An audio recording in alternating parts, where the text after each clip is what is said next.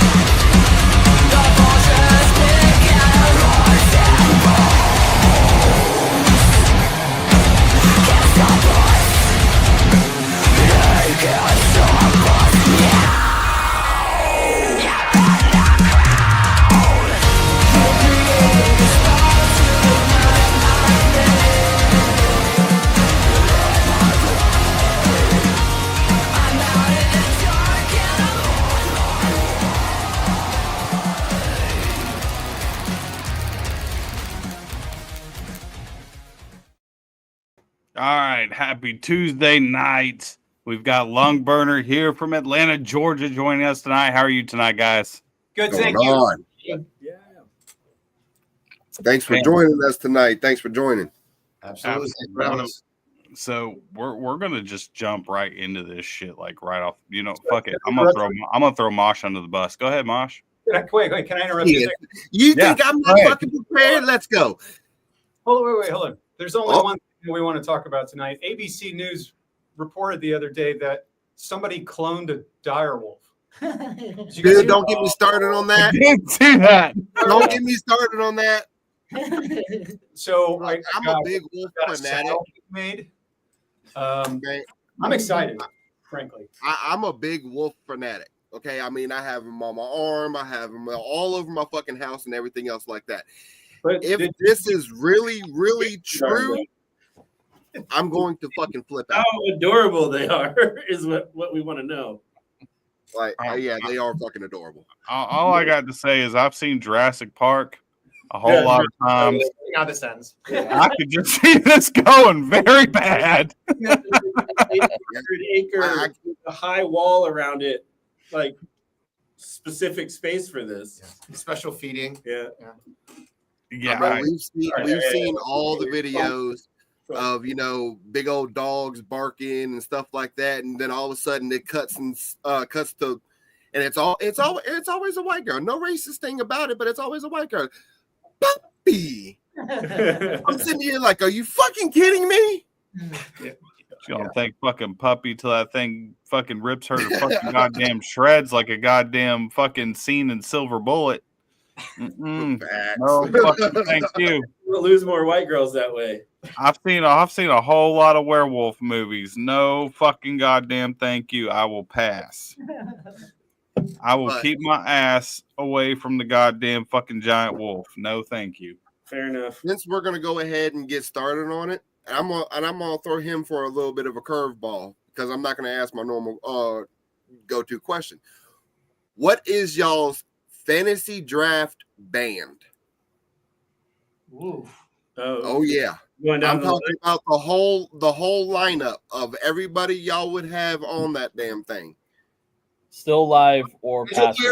Band, like, do we got to keep the band together or just players?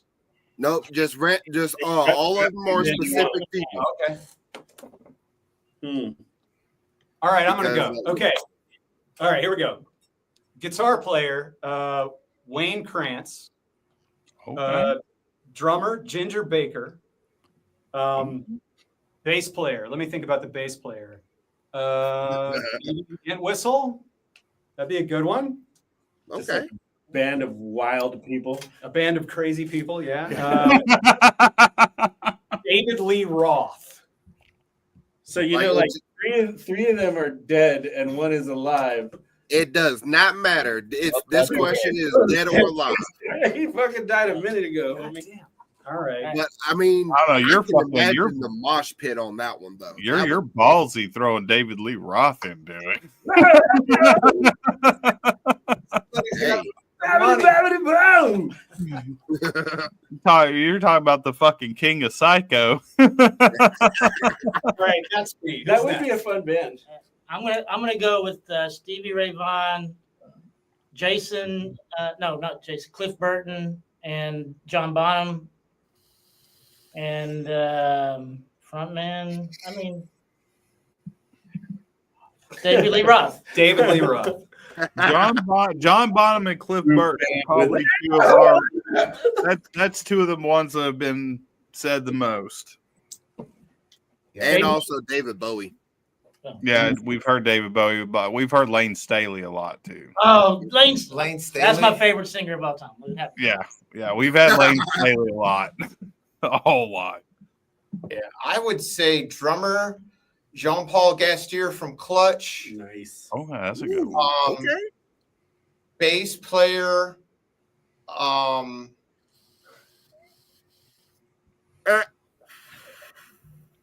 Now I feel obligated. It's almost like if you don't pick him later, you're gonna regret it. Right in the middle of the show is like, oh, my amp turned off. It's weird. For vocalist, I wouldn't do a vocalist. They suck. Yeah, just be an instrumental band. Yeah, maybe Les Claypool on bass. And guitar-wise, it would have to be probably Matt Pike and Josh Homme.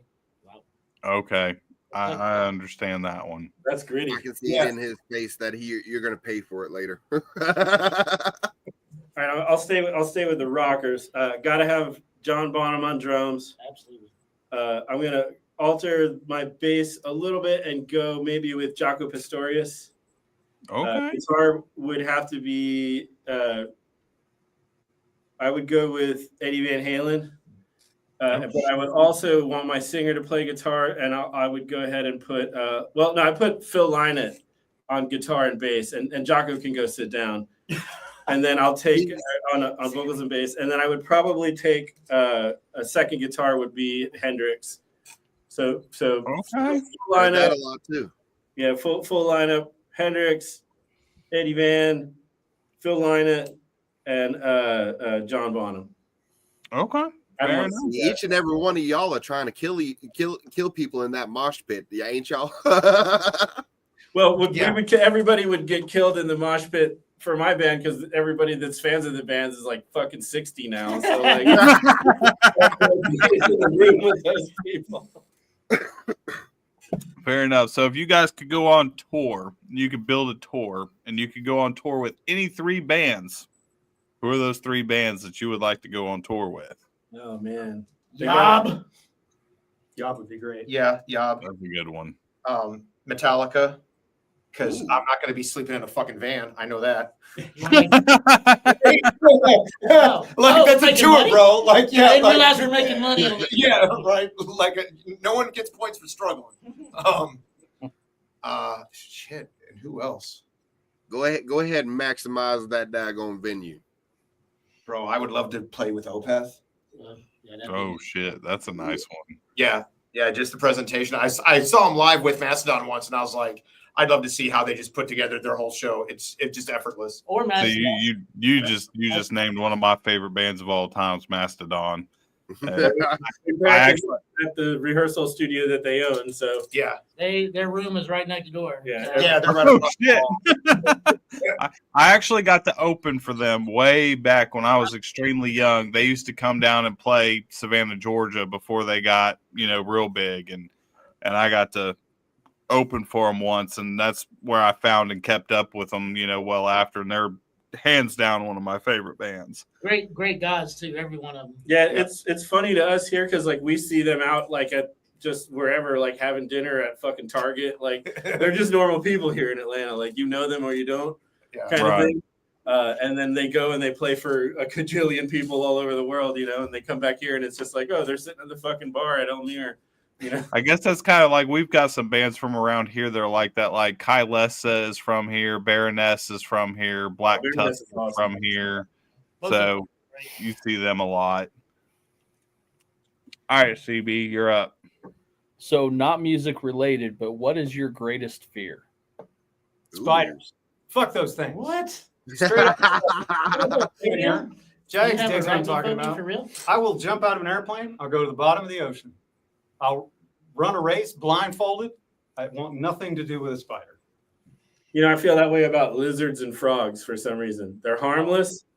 I'm not like afraid if there's one in the room, but if you were to try to make me touch one, I would fucking lose my mind. And it's just life, and I don't know. It's an irrational. I'm like him. I don't do spiders, and I don't do spiders. I'm flying not afraid of bugs. snakes, but lizards and frogs. Isn't there a song about Get that? I don't like fucked. spiders. No, I could do lizards and frogs all day. I used to own an exotic pet shop way back in the day, and so that don't bother me. But flying bugs and fucking spiders, fuck that shit. Especially if it's a flying bug, I will scream like a little girl, and my ass will be out that goddamn fucking house. Also, Fuck that anything that lives in the deep ocean. Anything that lives in the deep ocean. Yeah, that's some scary. I am right there with you on that. Shit. Just stay the fuck away from that. Those motherfuckers really do look like aliens. Dude, you ever seen a fucking anglerfish? That is a scary looking motherfucker. Dude, you know what's crazy about anglerfish? The female, in order to mate, will actually get the male attaches to her and becomes like a pus-filled thing that lives on her, and for the rest of her life will just impregnate her, but like becomes like a, you know, like a scabby little growth on her body. Yeah, they're like a weird little tiny guy and the big ass fish, and she just like That shit sounds like a fucking movie I've seen. yeah, it's gross. I respect it. I love it. Like it's nature. It's beautiful. Just not near me. Go be beautiful over there. I don't know what's worse, that or that fucking frog that the tadpoles like bury into their fucking back. About that thing, I'm good.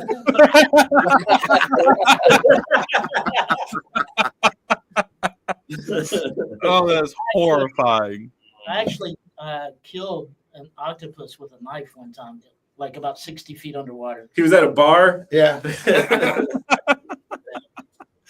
was pretty harrowing. I thought I was done for. It's a long story, but It's crazy. Fuck that. Fuck that. he had me for sure, though. All right, so Stabbed him. No, for me, my biggest fear is claustrophobia and stuff. I was in. Yeah, I was in the military. I was in. I did some firefighting stuff and just being like in a dark room, and all of a sudden like you're in a tight space, you can't see anything, and you don't know which way's up. Like it just, yeah, that's no. Yeah. Well, thank you for your service. Rather like I'm soft and I'll jump in the water. I don't want to die like that. That's not something I ever want to do again. No, that would be horrible. I don't like tight spaces either. Like when you go to like water parks, I can't do slides that are like enclosed. Yeah. Fuck that. I cannot do it. I'll freak the fuck out. Nope. Get smaller as you go down. No. Mm-hmm. You're not making trying to it freak any him better. out tonight. I mean, if I really wanted to freak him out, I could tell the story about the fucking giant wolf spider that's about the size of my palm ended up in my house. You just shut your fucking whore mouth right now. Just shut up. We don't want to hear it. That motherfucker was huge, dude. All right, through all your years of playing shows and touring, what is either the worst moment that's happened to you on stage or the most embarrassing? I broke my guitar actually at the last show that I played at with my other band. It wasn't Lungburner, it was my other band, the Day Morning. And fortunately, it was like the next to the last song. We were at the end of the show. We only had one more to do. And there was so much gear on stage, it like put me right underneath the overhead monitor. And I kept hitting this goddamn monitor. I was like trying to be a rock star going, shit like that. And the third time I did it, it snapped the string tensioner off of the thing. And it was like, show's over. And it was a brand new guitar. It's a custom made guitar my boy just made for me. It was like, yeah, that one hit me in the guts. That sucks. That Yeah. really sucks. I would say for me, the biggest fear is an amp going out, especially on tour. Oh, that happens. Because it's but when an amp goes down, because we play through tube amps, so when a tube amp goes down, it's like, man, is this a tube? Is this a repair? Like, what the hell just happened? And then if it was your only head, then you're down. Like the whole show's done. Like there's nothing that you can do about it. You're just done. And probably the most embarrassing thing is when you're trying to move around and you fall down. You get tangled up in the cord and like, I don't think I've done that one. I haven't listened to that. I did it a couple of times. That's why, like, anytime like someone starts talking about like a fog machine or some shit, like I did a house party and it was on Halloween and they put us in like the living room. It was all tile and they put a smoke machine on. And it was like trying to fucking play on ice. Right? It was like, oh shit. It was fucking horrible. What fucking idiot decided to do that? It was awesome. Yeah. Yeah. Yeah, you put a fog machine on tile, this thing's gonna make it slick as shit. Y'all ready to go ice skating? Yeah. Oh no, that's worse. That's worse. That's like getting in a fucking pool that's been emptied. It's full of fucking algae on the bottom of it. Oh, that's exactly what the fuck that's like. Been there, done that. I'm good. Been there, done that. Nope. Mm-mm. Yeah, you might as well go to a fucking tile floor and put goddamn fucking liquid soap all over it, because that's exactly what the fuck you just did. Here's something that's embarrassing for you. The last time Lungburner played, we played at this wonderful place called Cine in Athens. It's kind of a cross between a bistro and a movie theater, and they've got this really killer like live event space in the back. The sound guy was absolutely fantastic. If you guys are coming through, highly recommend going and see a show there. But they've got this giant screen. It's 12 feet tall. It's 18 feet across, just like a movie theater. You're playing in front of it. So we've got these big projections in. We've got all of the light rigs happening, giant smoke show. Everything sounded wonderful. You feel like a warrior on stage. You're playing this beautiful, heavy music, jumping up and down, kind of going nuts. We hit the last note. I've got a strange bass guitar. It's made by a guy named Jeremy. He's a Decibel guitar company right here from Atlanta. Beautiful guitar. It's got a metal neck, but it's not what I'm used to playing from a shape perspective, right? Hit the last note, warrior vibe. I go to take the bass off, and I hit myself. I'm not talking about like I bumped my head, y'all. My eyes crossed. Oh, fuck. I didn't even know that. Tweety bird stars. I had a big giant he had that big knot on his head. Yeah. Big giant knot on my head. Trying to fake like nothing happened, stumbling around after the show. So, yeah, embarrassing things that happen on stage. Whacking yourself in the face with a bass guitar is pretty gnarly. I've done something similar, but it was a little bit worse. I was, I guess, in my like 20s, and I was trying to do the whole like flipping the fucking bass around. Oh, Jesus.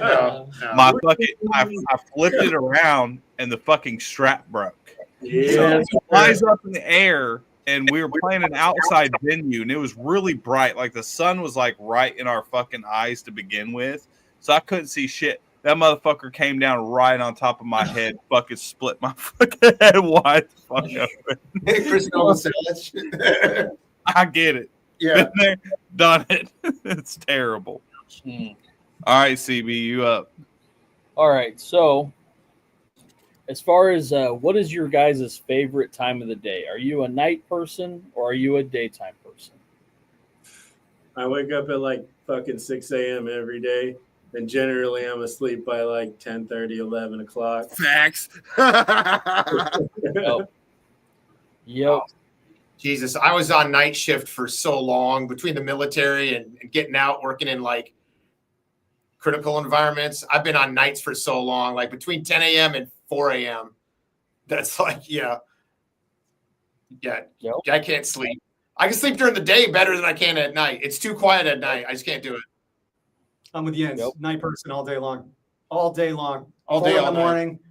I will stay up all night long, sleep all day. Yep. So I think I'm probably the only senior citizen here. And I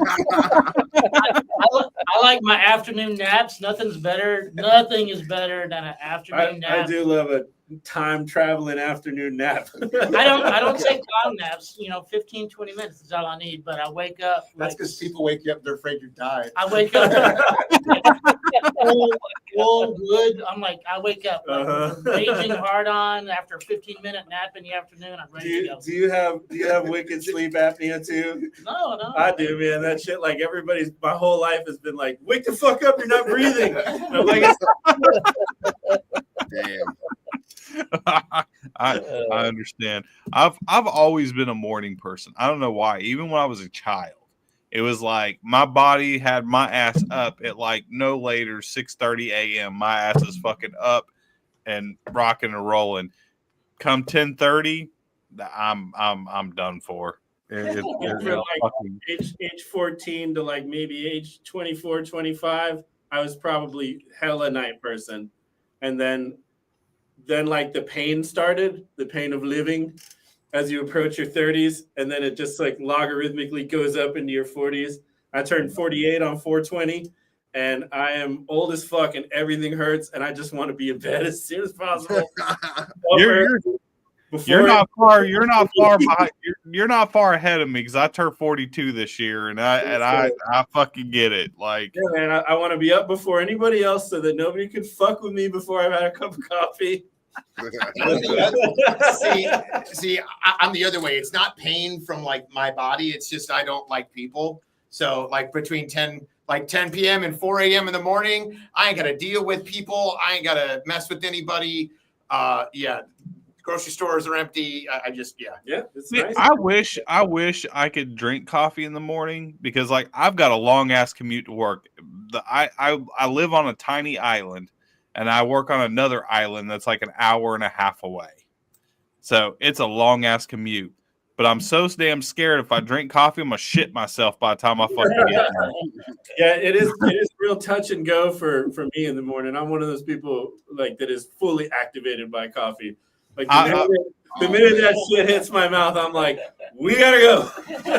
Yeah, I do have to have my morning cigar though. I gotta have my morning cigar. I'm a cigar smoker. I gotta have my morning cigar. That's like my morning coffee. I wish I could have the coffee, but I'm too damn scared. I'm like, it's gonna be the day that it just fucks me up and I'm stuck in traffic and I'm gonna end up shitting myself trying to fucking go to work. Tobacco does that too, man. Tobacco will fucking like I smoked cigarettes for 15 years and a cigarette and a cup of coffee in the morning. I about shit myself every morning. You guys weren't joking. You do talk about everything on it. Yeah, yeah, we were joking.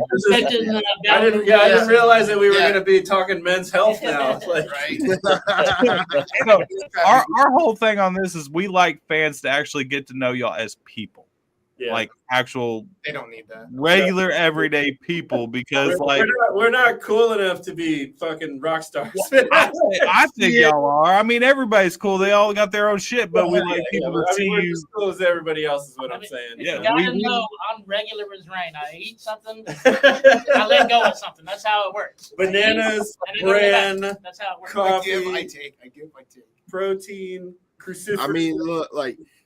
Before Jagz brought me onto this show, I was just a fan. I watched it. I'm always starstruck, even by even indie bands and stuff like that. Like the big name bands now, I'm not even worried about them anymore because I'm sitting here watching indie bands like y'all produce awesome fucking music, awesome fucking music videos, and dude, I'll even admit it. Yeah, I still fangirl every once in a while because I can't fucking contain myself. Indie bands are always better. Thanks, buddy. Because I didn't know that before. Here's the thing. At the end of the day, indie bands do it because they love it. Yeah, you get these big bands that have already made their millions and they caught that wave before record labels all died and went to hell. You know, they don't give a shit. they just go into the fucking they just go in, they write the fucking music, they kick it out, they go on tour, whatever. There's not a whole lot of heart and soul into it, but indie bands put everything into it.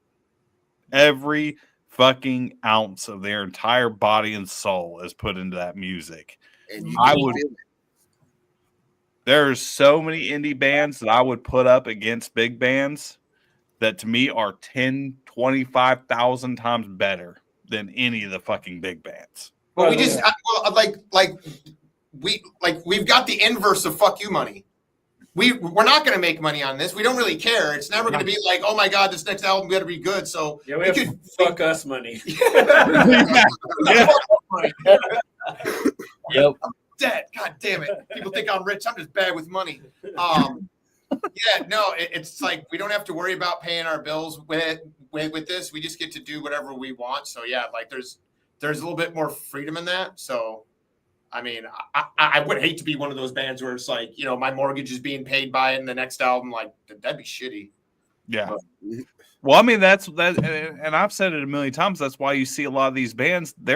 These motherfuckers, they're gonna die on the stage because they can't stop playing.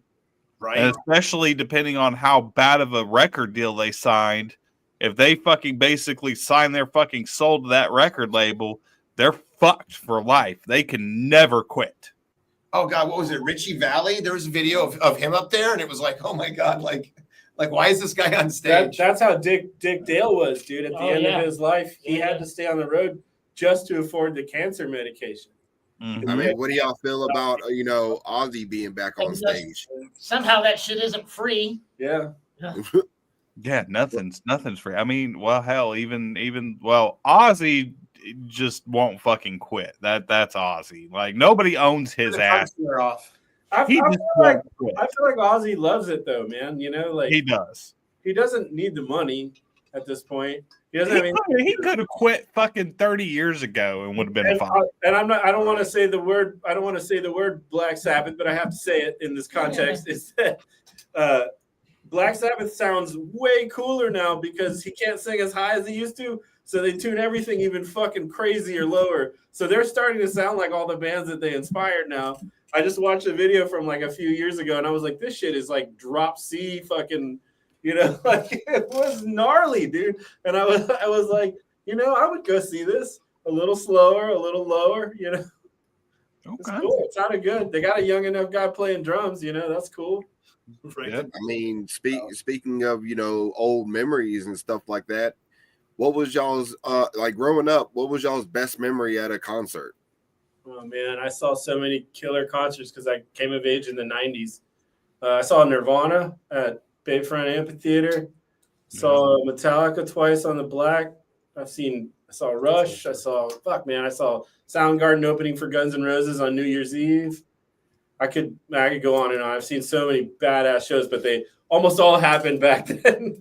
I did see some really killer shows recently. I've seen Jesus Lizard a couple times. Super fucking good. As far as metal shows, I haven't seen too many metal shows lately, unfortunately. I've played more metal shows than I've been to.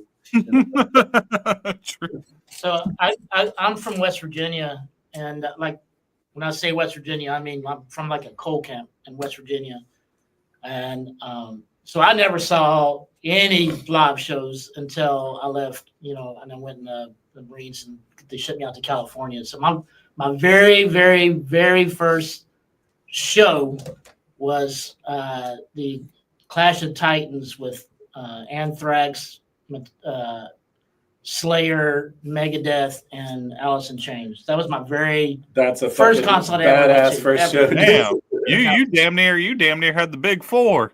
Right, man. And I'm done.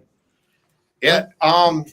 So I'm from the Midwest. I'm from Chicago, and my first concert, like when I knew that I really wanted to do this, my uncle who's in jail now, like prison, like he's not getting out. He was that guy, coke the whole thing, like coming of age in the 60s. So I remember, like, this was back in the 80s, and I just remember him sneaking us in to a concert that he wanted to go to, but it was sold out. So he snuck us in by going to, like, there is a bathroom right on like the wall of this like place, And we went into his stall and he pushed us through like this little window. And like we popped in the other side of the bathroom. But it was fucking George Thorogood and the Destroyers in like 80. Oh shit. Yeah, it was like their peak years, man. Battery says is low. Oh, your battery's They unplugged in. Is it plugged into the right plug? Oh my. We had computer. We're talking about equipment dying. That's what I'm talking about. Equipment break. I was plugged into the wrong hole. Yeah. Just wrong hole problem. I've heard that. There's no I was wrong doing it in the hole. wrong hole and I was about to die. There's no wrong hole if you believe in it. That's what she said. I don't mind the wrong hole every once in a while. Oh god. Oh damn! All right, CB, you're up there, buddy. Since they're talking about wrong holes and you're the prison guard, go for it. Right, we're not going into that. Wrong hole protocol. So when I was a kid, I remember my favorite arcade game was Area 51. Oh man. What is your guys' favorite arcade game? Arcade. Man, I don't know. I think I probably dumped more money. I grew up in an arcade. My godfather ran one, and it was like traditional games like pinball, but this is like the 80s. But I don't think I ever spent as much money on a single arcade game as Gauntlet Legends. Oh Yes. man! I fucking played Gauntlet Legends like to death. And this is after I was already PC gaming and had consoles at home. But I don't know why. I just like that game drew me and my friends in, and we just played the shit out of it. We would go to the And bowling now alley. that's the one where you can have 4 players, right? Yes, sir. Yeah, I remember that one. Yeah, I mean, traditional arcade game. Man, I don't know. I really played 720 a lot because I was really into skating in the early 90s. I played 720 a lot. Who wasn't into skating? Man, my every goddamn weekend, my fucking shit was spent at a damn roller rink. I grew up in this really small town, and we had this pizza place, and it was the only arcade machine in the entire town. And it was flat on a table, and it was Miss Pac-Man. It had like a little roller ball. Y'all remember what you're talking about? I spent so much money playing Miss Pac-Man. So I grew up. I was born in Oklahoma, and I grew up in a little town in Oklahoma, and there was Godfather's Pizza. Oh yeah, Godfather's Pizza had that fucking tabletop rolling shit. Galaga. That was just a pizza place. Like everyone had one. Yeah, I think I played the most Galaga ever during the pizza times. Right. Yeah, they had Galaga. They had fucking Leapfrog. They had Pac-Man. Fucking a Space Invader, I think, was on there. And there's a few other ones that they fucking had. The only pinball machine they had, though, was the Nightmare on Elm Street pinball machine, which I fucking loved. Fair enough.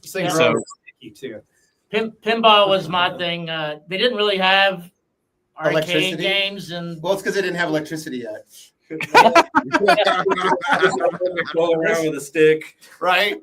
This was late 70s, early 80s. There weren't too many pinball games in West Virginia at the time, or arcade games. So we had pinball. That's or color photography.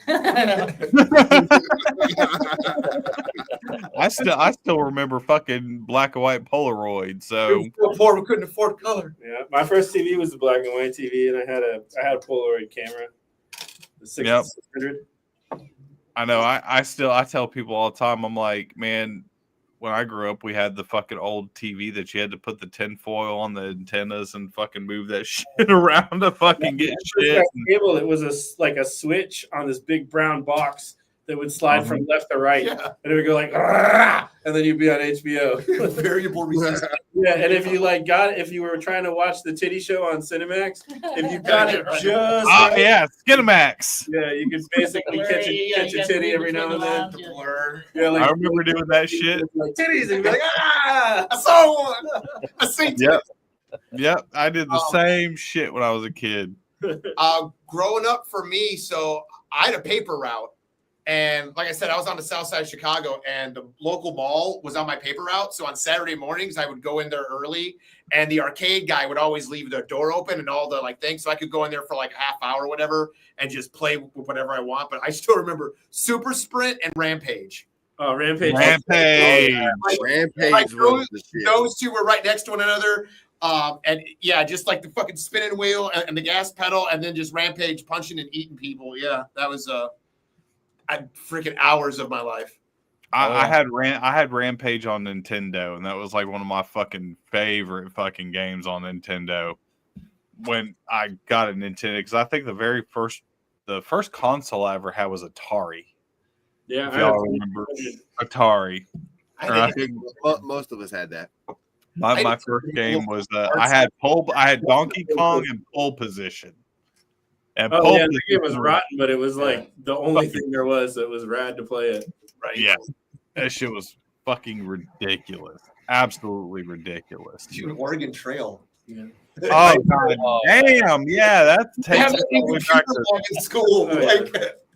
I used to play this game on the 2600 called Demons to Diamonds, and I played it so much that later in life I wrote an entire album called Demons to Diamonds, like that basically was based on the boring bullshit of this video game. But I don't know, it was really funny. Like that game, I played it so hard, and then and then like I thought I was gonna get to 1 billion points or whatever, and the shit like at 99999 the game freezes, and I was so pissed off because I spent like my whole life They didn't have another digit, man. Come on. They ran out of digits on it. That was the worst. That's God saying, "Go outside, geek." Oh, yeah. That's fucking insane. So, on that, if you guys could spend 24 hours with any musical icon or any musical hero you have, dead or alive, who would it be and why? Prince. Next. God damn. Prince. Why the fuck? All right, you're going to have to explain Prince. You got to explain it. We do not need to explain Prince. Okay. So I'll explain Prince. There's this short little black dude who is the best at everything, and the most sexy and the most exalted and the most beautiful and the most purple, and that's why. Okay, fair enough. Yeah, Purple Rain is a masterpiece. It's a live album. It's it's perfect. Yeah. I mean, I sum it up. No one has more number one hits, right? He's the best selling. He's just. I've heard an interview with someone saying, like, what was the hardest thing about being in a band with Prince? And he's like, no matter how good you were, or what group of musicians was in the room, he was better than everyone at their instrument. And just like any of the videos you saw, like even as a guitar player, like Eddie's good. I mean, and I always love him, but dude, Prince, Prince, if I could riff like Prince, dude, Prince could throw down. Yeah. Well, he did it while he was dancing in high heel boots and doing splits, and it's like on like nothing special equipment, dude, like Boss pedals and a shitty Horner guitar. A Schecter. Yeah, the later ones were Schecters, but the Telecaster thing was a Honer, like a cheap ass $400 guitar. Yeah, I just love him because like he was so confident and uncompromising and unafraid, and like regardless of what his music sounded like, that type of personality is like what makes musicians like fantastic. And he could write a hit for anybody. Yeah, he wrote hits. Everybody he wrote a song for it was a fucking hit. It was right. Sinead O'Connor, the Bangles. Right, think about that. She had a number one hit. Yeah. She's that good. He made Sheila E. like a superstar, even though she was already a tremendous musician.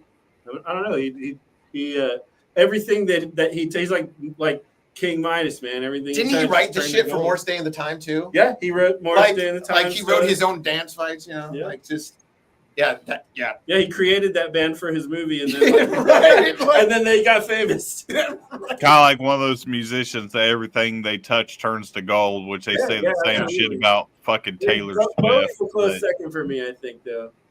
Yeah, I would love to meet Bowie. I think one of the things about Prince too that's very cool is that he stuck up for other musicians. It's kind of like Led Zeppelin in that way. Led Zeppelin would say, you know, we're not going to play for $100, and that was kind of the death of the super hyper rich manager and the era of the arena band. Right? Prince was kind of the same way. He said, "Hey, Warner Brothers, here's the gold experience. Good luck, and I'm going to do it for me now." And you know, and I think that's super punk rock. And I respect another musician like that, Frank Zappa. Not a huge fan of his music, but he was like an incredible guitarist and also like just a stalwart, like for promoting that musicians should have agency over their art. You know, and that's, I don't know. It's kind of it's a weird thing because like I don't particularly care for his music, but like his philosophy is fucking everything, you know. Prince, however, full total package. So on accomplishments, what is one thing that you guys would like to still accomplish as a band that you have not done so yet? Europe. Retire. Retire. I'd like to be able to retire from my day job. I want a hot girl summer. I want someone to fly us out. Right? Yeah. Hot girl summer sounds right. Okay. Here's a ticket. Fly out. Let's party. Playa del Sol, like beach party. We got a bunch of attention in Poland. No, but if we could get it over there, like that next cool thing would be able to get something lined up and play over there. Like we've got a bunch of hits over there, a bunch of people that we talk to. My wife is actually from Poland, so we've got a lot of friends, a lot of connections and stuff like that. So yeah, I think a Europe thing that'd be the next big deal. Okay. It would also just be nice to like be able to do it without compromise and to like just always be enjoying it. You know, whether there's money or not. Like I've already resigned to the fact that the days of money are over. You know, I've done this forever. And there was a point where I was with Sony and in a pretty well-heeled band. We were making money. I was a musician for a living for almost 10 years.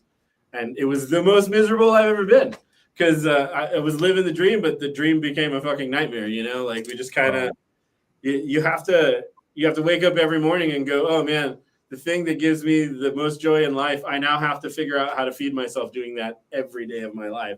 So it'd be nice to not have to do that, but to still have that like joy if I get to do this, you know? And if there's money involved, rad, you know? But if not, like just to be happy is the number one thing for me. Okay, fair enough. All right, CB, you're up. All right, so for all the younger bands that might be watching, what's some wisdom that you can impart to them about starting a band or being successful as a band? What are some of the things that you can offer them? For the strong opinions on this one, I can tell you. I'm gonna let me lead off. And I'm just gonna say this quick. Don't do any drugs that are made in a bathtub. That's my advice. That's a good one. Wait. Solid advice there. If it can be made in a bathtub, don't put it in your body. That's how. Did you say made in a bathtub? Yeah.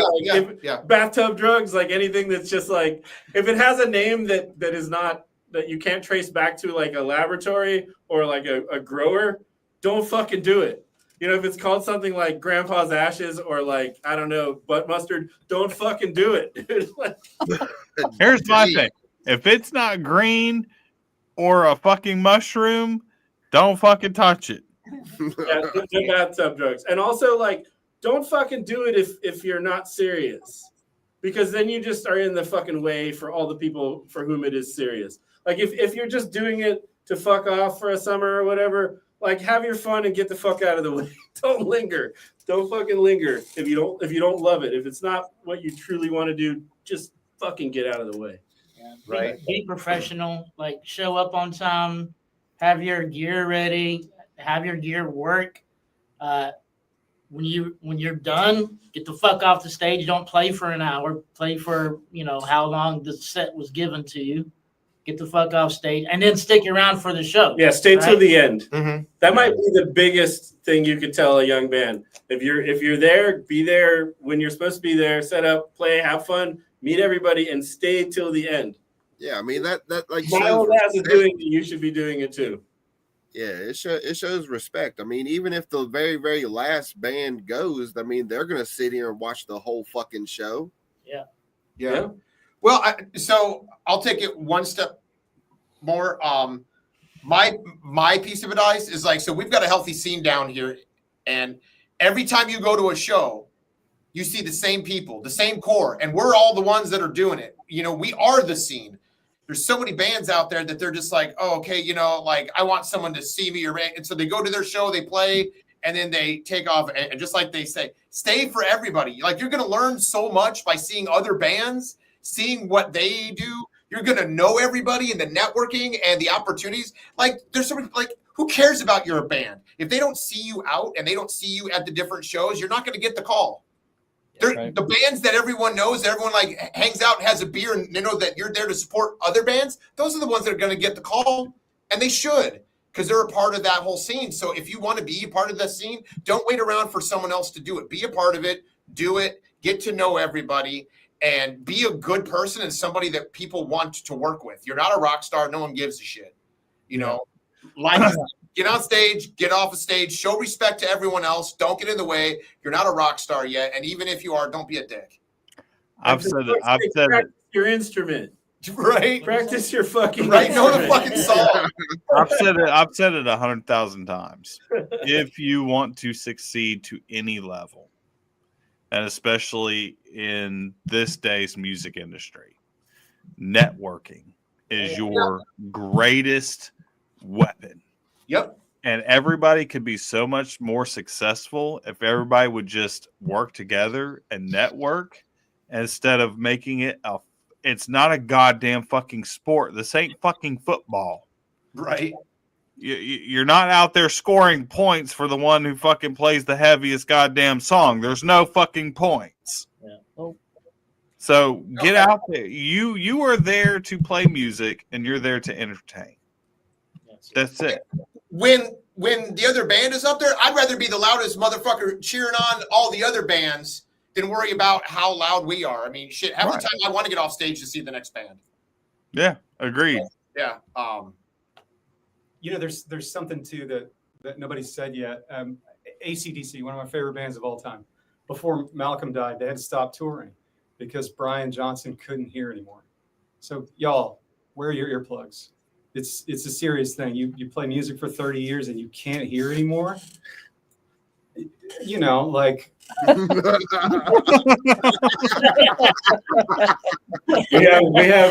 have a plugged rhythm section and an unplugged guitar section. The string section is at severe risk of hearing loss. Yeah, I joke around, but it is like a serious thing. You don't. Yeah, I have tinnitus. I live with it every day of my life, and it's because I did 30 years in the music biz unplugged before I finally figured out how to put some shit in my ears to keep from dying. Yeah, see, my band, we go inner ear monitors and all that stuff. So yeah, no, fuck all that. I've had a lot of my friends lose their damn hearing of the same shit. It is. I got on the monitors, and I also, as a drummer, I like to use a metronome now because it locks us in. It just makes the band sound so tight. So I get that in my in-ears, and it's just cool. I mean, I'm not saying that bands need or don't need it. There are certain types of music that need to breathe and certain types of music that should line up pretty hard. But, I fucking refuse to listen to that goddamn metronome because I hate it. I hate it so bad. If I go out the nerves with that one. Like a jazz gig or a funk gig, because I do that stuff too. I wouldn't even put earplugs in because I play totally different for those types of shows, you know. But if we're trying to do if we're trying to deliver like a beat down, like a sonic beat down, we try to be on. And some of these tempos are so fucking slow that if I don't have the metronome going at like double speed, like we'll just drag. So in order to get it to sound awesome and tight and slow, that's why I use it. But yeah, it's not, like I said, it's not for every style of music. It's not for every musician. It is harder to play slow. It really is. Playing less is the hardest thing there is to do as a musician. Or putting your fucking hands down and not playing at all actually is probably the hardest thing there is to do. I can understand that. All right, Mosh, you're up. So I'm going to end up, breaking off from the music questions. DC or Marvel, guys? Marvel. I don't even know what that is. We're talking about comic books. Don't fucking play hipster, bro. Come on. Star Wars or Star Trek? Star Oh, Wars. that was actually going to be my next You question. shut your whore mouth. Star Wars. Always And it depends. They're two different things. I don't think it's fair to. I'm a huge fan of both.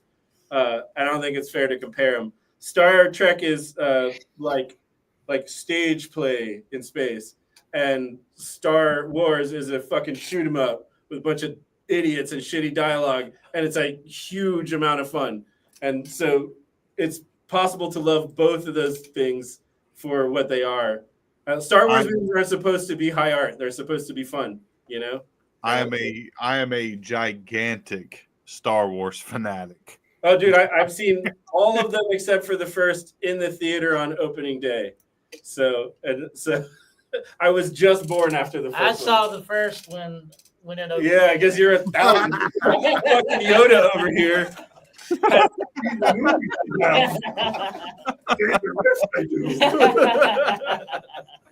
All right, so no, there's that's actually a second part to that question, though, of Star Wars or Star Trek. I mean, given the fact y'all chose Star Wars, are y'all Jedi or y'all Sith? Sith.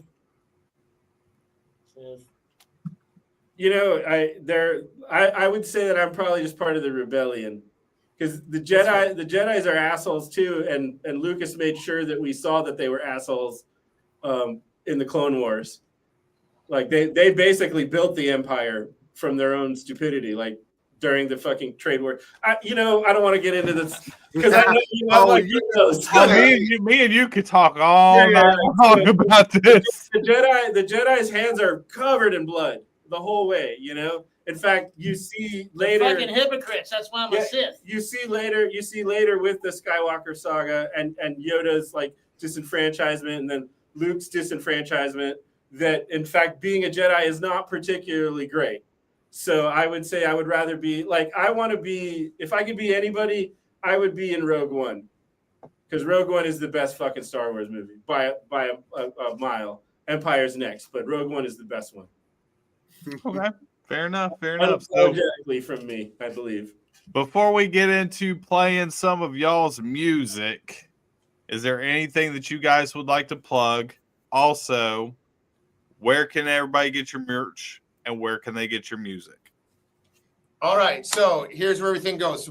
Right off the bat, we may not have noticed, but our former drummer, Dylan, he had some stuff come up, and unfortunately, he's had to step away to take care of some of his family stuff. So we wish him all the best. And in the meantime, we now have Randy. He is now our new drummer and head stick banger. So yeah, I know I've been acting like I've been in this band for like 20 fucking years, but this is my third day. Well, congratulations on your new job. Yeah, Josh has been here for a few weeks, and I'm in another band with Josh called Gorgeous Beast, which is totally the opposite kind of music. But anyways, the stuff. Yeah, so we have a show this weekend on Friday at Boggs in Atlanta. We're playing with Brood of Mockers, Black Fractal, Nominat, and we're headlining that show next. We've got May 10th. We're going to be at the what's the name of that? No, it's the Blastoid Doom. Asheville? No, this is Charlotte? in Houston. Houston. Yeah, so we're playing in Houston. May 10th, right? Yes, on May 10th. That is with our record label, Electric Desert Record, which is where you can find all of our merch. And we also have another announcement. So we are looking at being picked up for Seismic Fest with Steve Reese and Does It Doom and all those cats. I'm one of his artists on the Woodwright. So we're going to be playing that show as well as doing, we have a back-to-back. We've got the Asheville show, the Doom and Stone show with Grasping Air, July 11th. And then July 12th, we're going to be playing at Boggs again for the third annual Doom Fest here in Atlanta. And then November 1st and 2nd, we've got the second annual Doom and Gloom show in Tampa. So we've got a whole bunch of festivals lined up. We're looking at going into, we're booked to go into the studio again in August. We got some new songwriters. We're gonna have another album out, and then that should be out by the end of October. So we'll start touring on that at the end of this year and into next. Y'all gonna have to send me that. Y'all gonna have to send me that Tampa date because I'll come down and see y'all in Tampa. Sure. I was about to say, I know what I'm doing my birthday month. Yeah, I'll come down and see y'all in Tampa because Tampa's and there's a bunch of badass bands there. They just announced Basque is going to be the headliner. They got Florist. So there's going to be some killer bands there over a 2-day period. Joe's other band, Dayglow Morning, they're going to be playing down there as well. So yeah, I think it's interesting that Florida is where death metal was created. It was. It absolutely was. I'm from Miami originally. I lived in Florida most of my life, 28 years down there. And then, I remember we saw we would see like Cannibal Corpse and Death and shit like that, like in little bars, you know? Morbid Angel. Yeah. Well, and I'll plug a band that I saw there last year. Absolutely fucking kills. I was never into death metal, and these guys fucking turned up in the room, and I was sold. 3 Knuckles Deep from Tampa. Check those guys out. Yeah, we know who they are. Yeah. Hopefully I'll have them on the show soon.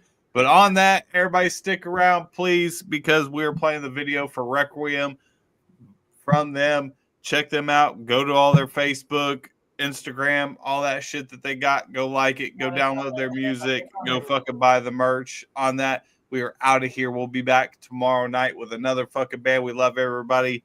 See y'all tomorrow. Be safe. Thanks, boys.